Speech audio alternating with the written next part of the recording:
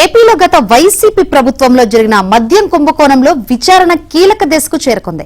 SIT ఇప్పటికే ఈ కేసులో కీలక నిందితుల అరెస్టులు విచారణ చేయగా ముడుపులు ఎక్కడికి చేరాయి, అంతిమ లబ్ధిదారులు ఎవరు అనేది పక్కా ఆధారాలతో సహా తేల్చేందుకు ఎన్ఫోర్స్మెంట్ డైరెక్టరేట్ కూడా రంగంలోకి దిగింది. ఈ కేసు విచారణలో పరస్పరం సహకారం అందించుకోవాలని సిట్, ఈడీ నిర్ణయించాయి. 3,500 కోట్ల రూపాయల స్కామ్ లో పేద ప్రజల నుంచి పిండుకుని దాచుకున్న అసలు దొంగకు ఉమ్మడిగా ఉచ్చు బిగించేందుకు సిద్దమవుతున్నాయి. నిన్న విజయవాడలోని సిట్ కార్యాలయంలో ఈ దిశగా కీలక ముందడుగు పడింది.